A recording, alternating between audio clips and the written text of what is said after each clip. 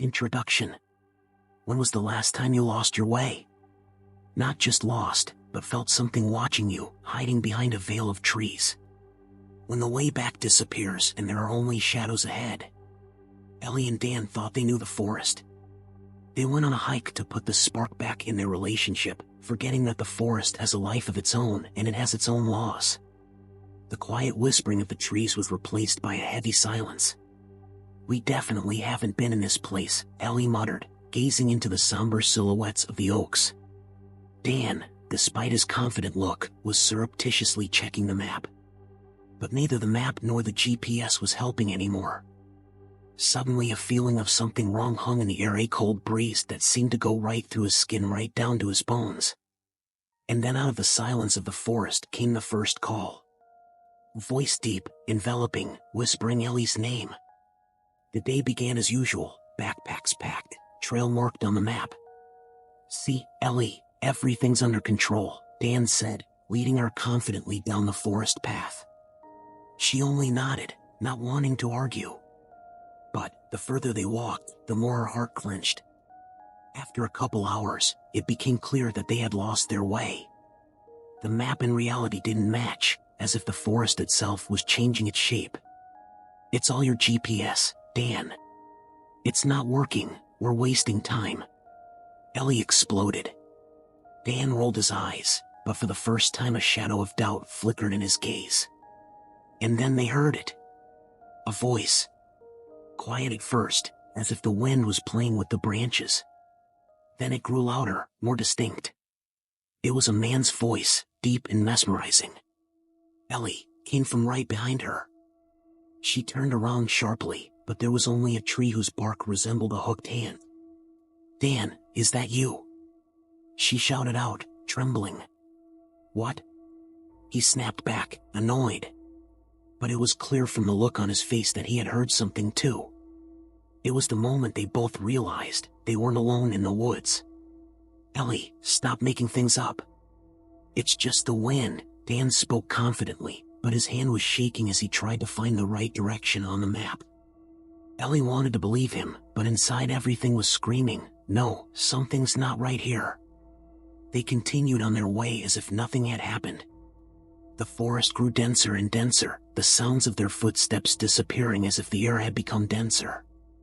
Every branch, every rustle made Ellie flinch. "Did you hear that?" she asked as something rustled in the bushes to her right. "You're imagining things, Ellie. Stop it. It's under control." He tried to be rational, but avoided looking in the direction of the sound himself. When they stopped for a rest stop, the air rang again, "Ellie." This time the voice sounded closer, as if someone was leaning over her ear. She shrieked, dropping her backpack, but no one was around at that moment. "We have to leave, Dan. Now." She pleaded with him, but he only clenched his jaws and said, "If we give up now, we're definitely not getting out. Trust me." But they both knew the trust was long gone. At dusk they found a small clearing. In the center of it stood an old, nearly destroyed stone with engraved symbols.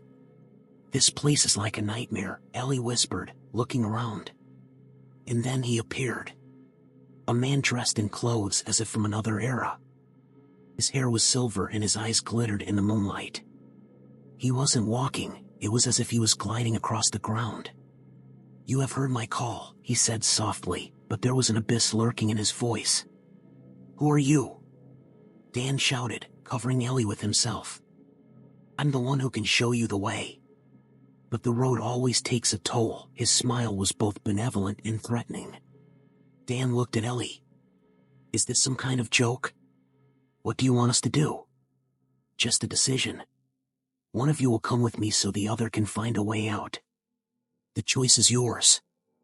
Ellie stared at the stranger, her breath hitching. His figure seemed to absorb the light of the moon, leaving a strange darkness around him. "Dan, we can't listen to him. It's a trap," she whispered, trying not to meet the man's gaze. "And what do you suggest? Sit here while he, disappears?" Dan snapped back, though he could read the confusion in his voice. The stranger grinned, tilting his head as if studying them. Your fears speak louder than you. It's funny. Ellie stood up abruptly. No one's going anywhere. We'll find our own way out. She tried to sound firm, but her voice trailed off, giving away her trembling. The man raised his hand, pointing toward the dense thicket. The choice is always yours. But the road is short for the one who decides. The words stuck in the air, and he vanished as if he had never existed. Only the slight smell of dampness remained, mingling with the night wind. We need to go, now. Dan grabbed Ellie's hand, heading away from the rock. But the forest was no longer the same. The path they'd come on was gone. Every step they took was drowned in a visceral silence. Can you see it? Ellie whispered, pointing to the shadows between the trees. They were moving. No, it wasn't a play of light, it was something alive. Dan, trying to keep his cool, only squeezed her hand tighter. It's a hallucination. We're tired, hungry. We're just going forward. But the forest no longer obeyed the laws of reality. Their footsteps grew faster and faster until they began to run. The darkness thickened, as if the night itself was pushing out the remnants of light. Suddenly Dan stopped so abruptly that Ellie almost ran into him. There was something in front of them, a huge archway of intertwined roots, lit by a faint green glow. The archway smelled cold, as if there was no air behind it. We're not going in there. Ellie took a step back. Dan had already stepped forward, his face hard. We don't have a choice, Ellie. Either we go, or we stay here forever. Don't you realize what he said? This road is short for the one who decides. But what if this is the end? Dan turned to her, his face contorted with anger. And what do you suggest, Ellie? Just stand here and wait for them to find us? No one's looking for us. We're alone. Those words hit her harder than she expected. Dan had always been rational, but this was the first time he'd allowed himself to admit fear. Okay. But if we go in there, we go in together. Her voice trembled, but determination burned in her eyes. They stepped under the archway. Inside the archway, another world opened up. Not a forest, but a distorted reflection of it. The trees here were black as charred, their branches reaching toward the ground like pleading hands. A thick, almost stinking dampness hung in the air. This place, it breathes, Ellie muttered, pressing her hand to her chest. A lake with water of a strange silvery hue showed up ahead. In the center of the lake stood the same man. But he looked different now. His eyes were glowing and his voice, when he spoke, resounded in their heads all at once. Welcome to the end of your road. This is where everyone finds their reflection. Look. Their reflection appeared in the water. Ellie saw herself, confused, tired, filled with fear. But next to her, Dan looked different. In his reflection, he stood alone. What is that? Ellie shouted out, pointing at the water. The man only grinned. You know. It's his wish.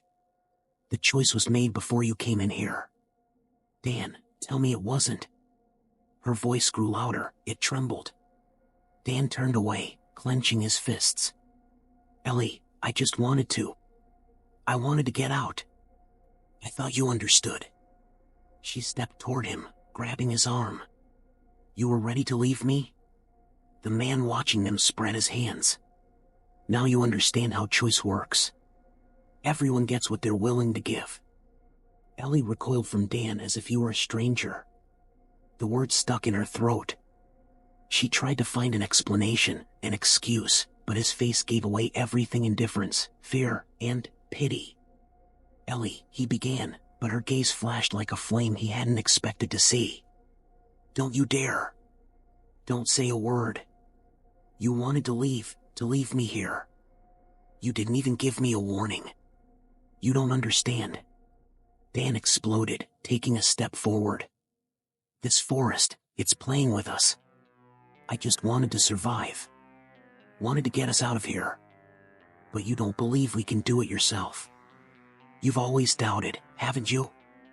Ellie stepped back, shaking her head. That's no excuse, Dan. I doubted us, but never you. The man on the lake stepped in again, his voice resounding with a resounding sneer. Wow. How wonderful to watch you mortals. You think this choice is yours. But isn't it always fear that makes the decisions for you? Ellie turned to him, her hands clenched into fists. Enough of this show. What do you want with us? Why are we here? The man took a step forward, and the water beneath him didn't ripple as if he were part of this world. You seek an answer that does not exist, child. But if you want to know the truth, come to the lake. She took a step forward, but Dan grabbed her arm. Don't listen to him. It's a trap. How dare you say anything to me? You were the one who wanted to leave me here, remember? Her voice rang like a taut string. Dan let go of her hand. Ellie walked over to the lake, looking at her reflection. But now it had changed. Instead of the usual Ellie in the water, there was a woman with empty eyes, a strange smile frozen on her lips. It's you, the man whispered. Your essence. You crave freedom, Ellie. You're drawn to a life without attachments, without fear. But to do that, you'll have to make your own choices. Ellie recoiled from the lake, but the image continued to burn in her mind. She turned to Dan, who stood still as if nailed to the ground. I don't believe you anymore, her voice sounded cold, alienated. But I can still save myself. The man on the lake spread his hands, his eyes flashing. Then make up your mind. You can leave. But only alone. Ellie held her breath. She remembered every fight, every moment when Dan had put himself above her, every time she'd felt alone even with him around. But then other memories surfaced, how he'd laughed, how he'd cared for her on their best days, how he'd once said she was his only family. It's not fair, she whispered, feeling tears fill her eyes. Fair? The man tilted his head as if amused by her words. Justice only exists in your illusions. You either take or give. Everything else is a sham. She looked at Dan. He didn't say anything, but his eyes gave everything away. He was afraid she'd make a decision. I won't leave him, she finally said, her voice trembling but sounding firm. The man froze. His smile disappeared. Are you sure? You don't even know what the decision is. I know one thing, I will not betray. Not him, not me, she glanced at Dan and added, it doesn't matter what he did or didn't do. I'll still do the right thing. The forest around them shuddered, the air filled with a rumble as if time itself had stopped for a moment. The ground cracked beneath their feet, the lake flashed with silvery light. Ellie and Dan found themselves in the center of the storm. The man in the lake waved his hand and they fell to their knees, feeling something invisible pinning them to the ground. You gave up selfishness, but what will you do now? His voice sounded like thunder. Ellie struggled to raise her head. I'll stay. But Dan will leave. That's my choice. Dan looked at her in horror.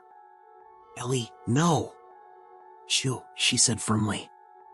You wanted to survive. So survive. Just don't lose that chance. Her words penetrated him like red-hot iron. He wanted to object, but he couldn't. The man in the lake laughed, and the light began to consume everything around him. You surprised me, Ellie.